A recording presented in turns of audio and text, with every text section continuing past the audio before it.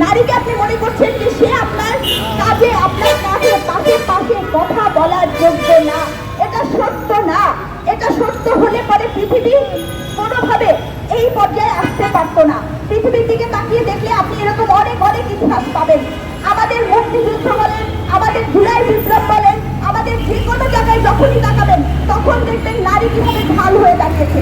আজকে পাহাড়ে যে আগুনে পড়ছে, পাহাড়ে আগুনে পোড়ার ষড়যন্ত্র কাদের?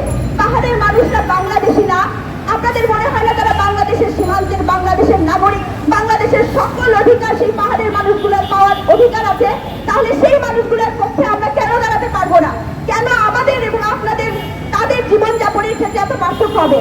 আপনি সীমান্ত পাহারা দেন, আপনি বিজেপি বিডিআর আমাদের বিএসএফ যারা আছে তাদেরকে সীমান্ত রক্ষী হিসেবে ব্যবহার করেন, সমস্যা নাই। কিন্তু ঘটনা হচ্ছে আপনি কেন তাদের জীবনযাপনকে সেনা শাসনের মধ্যে দিয়ে রাখবেন, সামরিক শাসনের মধ্যে দিয়ে রাখবেন? আপনারা অনেকে বলেন যে এই আদিবাসীরা হচ্ছে রাখাইন, তারা চীন থেকে আসছে, কুকি থেকে আসছে। ভাই আপনি বাঙালি, আপনি তো শঙ্কর, তাও তো তারা আসছে। আপনি তো কোথা থেকে আসেনি নাই, আপনি তো সবকিছুর মিত্র, শঙ্কর জাতি। তাহলে আপনি কে? তাহলে এই যে তথ্য আপনারা দেন, এই তথ্য আপনাদেরকে মিসগাইড করার জন্য দিতে হয়। তারা মানুষ।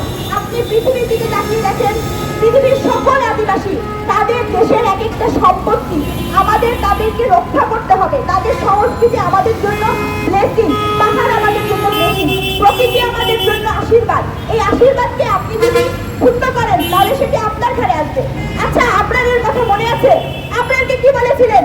আপনাকে কি বলে পিটিয়ে হত্যা করা হয়েছিল? শিবির কর্মী বলে হত্যা করা হয়েছিল। তখন আমি এবং আমরা তো সেটার প্রতিবাদ করেছিলাম যে কেউ শিবির করুক, দল করুক, লীগ করুক, ইউনিয়ন করুক, চোর হোক, ডাকাত হোক, ধর্ষক হোক, তাকে বিচার বহির্ভূত ভাবে আপনি হত্যা করতে পারেন না। আপনার তাকে বিচারের আওতায় নিয়ে আসতে হবে। কিন্তু দুঃখ নিয়ে বলতে হচ্ছে আজকে আমি এই 40 দিনের মাথায় দেখতে পাচ্ছি আপনি শিবির তো ভালো কথা, কেউ ছাত্রলীগ করে জাহাঙ্গীরনগর বিশ্ববিদ্যালয়, সেই ছাত্রকে আপনি পিটিয়ে হত্যা করছেন 3 দফা। এবং আপনি কে? আপনি সমন্বয়ক। আপনি কে? আপনি সমন্বয়ক। ঢাকা বিশ্ববিদ্যালয়, ভাবতে পারেন একটা মানুষ যে কিনা মানসিক ভারসাম্যহীন, সেই মানুষকে আপনি খাওয়ালেন, তারপরে তার পরিবারের কাছে 36,000 টাকা আপনি কি চাইলেন? আপনি 36,000 টাকা তার কাছে মুক্তিপণ চাইছেন তার পরিবারের কাছে। তারপরে আপনি সেই মানুষটাকে পিটিয়ে পিটিয়ে মারলেন। আপনি কোন মানুষের পর্যায়ে পড়েন না, আপনি সন্ত্রাসী, আপনি কোন সমন্বয়ক না। এটাকে কোনো মব জাস্টিস বলে না, এটাকে বলে মব কিলিং। তাকে আপনি ধরে বেঁধে সুচিন্তিত ভাবে তাকে টার্গেট করে আপনি তাকে মেরেছেন। এই মব কিলিং যদি আপনি না থামাতে পারেন, ভাই মনে রাখবেন হাসিনা যেরকম আমাদের সবকিছু বন্ধ করে দিয়েছিল, কালকে আপনার সাথে আমার দ্বন্দ্ব হবে, আমি আপনাকে মব কিলিং এর মাধ্যমে মেরে ফেলবো। আপনি যদি এখন সচ্ছল না হন, আপনার মনে হচ্ছে ওই মানুষকে মারছে তো আমার কি হচ্ছে, কিন্তু আপনি মনে রাখবেন কালকে তার সাথে কোনো ব্যক্তিগত দ্বন্দ্ব হবে, সে আপনাকে বলবে ও তো অমুক তো ছাত্রলীগ করে, অমুক তো যুবলীগ করে, অমুক তো চোর, অমুক তো চাঁদাবাজ, তাকে আমি মেরে ফেলি। এই যে সহমত, এই সহমত আপনাকে ভাঙতে হবে। আপনাকে বুঝতে হবে যে এটি অন্যায়, অন্যায়কে চিহ্নিত করতে হবে। আপনি সমন্বয়ক হন, যেই হন, আমরা স্পষ্টভাবে বলতে চাই কোন অন্যায়ের সাথে কোন ধরনের কম্প্রোমাইজ আমরা করব না। আপনি নারীকে মারবেন, আমরা রাস্তাতে এসে নামবেন। আপনি মানুষকে হত্যা করবেন, বিচার বহির্ভূত হত্যা করবেন, আমার ভাইকে মারবেন, আমার বোনকে হেনস্থা করবেন, আমরা রাস্তায় এসে দাঁড়াবো। আপনি পাহাড় পোড়াবেন, আমরা রাস্তায় এসে দাঁড়াবো। আপনি ভাববেন না যে স্বৈরাচারী শেখ হাসিনাকে আপনি এককভাবে ফেলেছেন, কারণ সাধারণ আম জনতা যদি আপনার অস্ত্র না হতো তাহলে আপনি কিচ্ছু করতে পারতেন না। কয়জন ঢাকা বিশ্ববিদ্যালয়ের ছাত্র মারা গেছে এই আন্দোলনে? কয়জন? একজনও না। জাহাঙ্গীরনগর বিশ্ববিদ্যালয়ের কয়জন ছাত্র মারা গেছে আন্দোলনে? একজনও না। সবচেয়ে বেশি ছাত্র মারা গেছে নর্দার্ন বিশ্ববিদ্যালয়, তারপরে মারা গেছে হচ্ছে সাউথ বিশ্ববিদ্যালয়। এত সবজি বিক্রেতা, রাস্তায় থাকা মানুষ যে কিচ্ছু করে না, চা বিক্রি করে যে ছেলেটা, সেই ছেলেটা মারা গেছে। এত সাধারণ মানুষ এই জন্য বলে নাই আমরা হাসিনা সরাই দিয়ে আরেক হাসিনার প্রতিস্থাপন করব।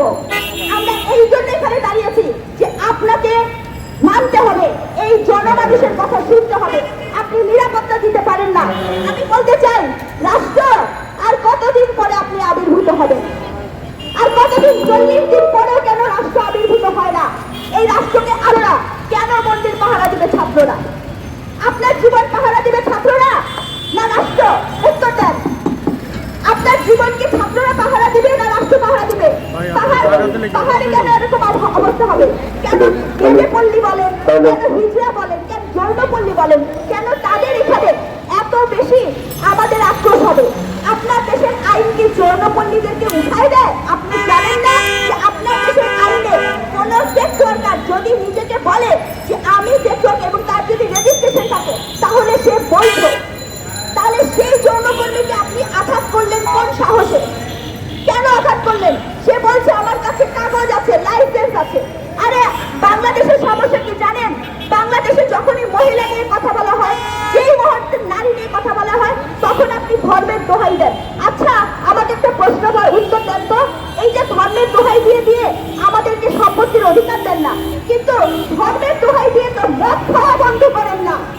বাংলাদেশের সবচেয়ে বড় লাভজনক প্রতিষ্ঠান কেরু অ্যান্ড কং হয় কোত্থেকে? তখন আপনাদের ধর্ম কোথায় থাকে? ধর্ম কি বলছে আপনি মদ খান? কোনোদিন দেখছেন তাদের বিরুদ্ধে আন্দোলন করতে, একটা দু শব্দ করতে? কখনো করে না। যত আইন যতই আছে, শুধুমাত্র নারীর ক্ষেত্রে, অসহায়ের ক্ষেত্রে, দুর্বলের ক্ষেত্রে, ক্ষমতার চর্চা দুর্বলের ক্ষেত্রে। আজকে বাংলাদেশের বাইতুল মোকাররম মসজিদের মধ্যে মারামারি করেন, তখন আপনার ধর্মানুভূতি কোথায় থাকে? মসজিদ কি মারামারি করার জায়গা?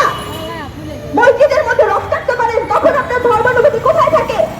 ধর্মকে নিয়ে ব্যবসা করবেন না, ধর্মকে নিয়ে মেয়েদেরকে আর লাঞ্ছনা দিবেন না, কারণ ধর্ম কিন্তু মেয়েদেরকে এতটা নিচু করে দেখায় নাই।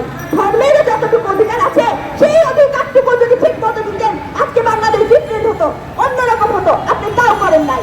আপনাকে বুঝতে হবে, এই যে মানুষ এখানে দাঁড়িয়েছে, আমি নারী এটা আমার পরিচয় না, আমি একজন মানুষ, আমি একজন বাংলাদেশী, এটা আমার পরিচয়। আমার কথা যদি আপনার পছন্দ হয়, তাহলে আপনি আমাকে নারী হিসেবে মূল্যায়ন করবেন না, আপনি আমাকে বিশ্ববিদ্যালয়ের শিক্ষক হিসেবে মূল্যায়ন করবেন, কারণ আমি নারী কোটাতে বিশ্ববিদ্যালয়ের শিক্ষক হইলেন। নারী কোটাতে কেউ কিছু হয় না, যোগ্যতা অর্জন করার বিষয়, সেটা নারীর জন্য যেমন পুরুষের জন্য ঠিক তেমন। আপনি পুরুষ হলেই যোগ্যতাবান হবেন এমন হওয়ার কোনো কারণ নাই। আমি একটা কথা বলে শেষ করে দেব, পৃথিবী বদলে গেছে, পৃথিবীতে এখন এআই আসছে, এখন কিন্তু পেশি শক্তি নিয়ে যুদ্ধ চলে না, এখন মাথার শক্তি নিয়ে যুদ্ধ চলে। আর মাথার শক্তি বলেন আর পেশি শক্তি বলেন, শুনতে খারাপ লাগবে, যেই নারী একটা শিশু জন্ম দিতে পারে, তার শক্তি, তার বুদ্ধিমত্তা, তার চেতনার কাছে কিন্তু আপনি ওখানে টিকতে পারবেন না। কখনো নিজের বিবেককে প্রশ্ন করে দেখবেন, তাহলে নিজেই উত্তরটা পাবেন। এবং আরেকটা কথা বলে শেষ করবো, বাংলাদেশে কোন নারী, বাংলাদেশে কোন প্রান্তিক জনগোষ্ঠী, বাংলাদেশের কোন মতবিনী, বাংলাদেশের কোন ছাত্র ছাত্রী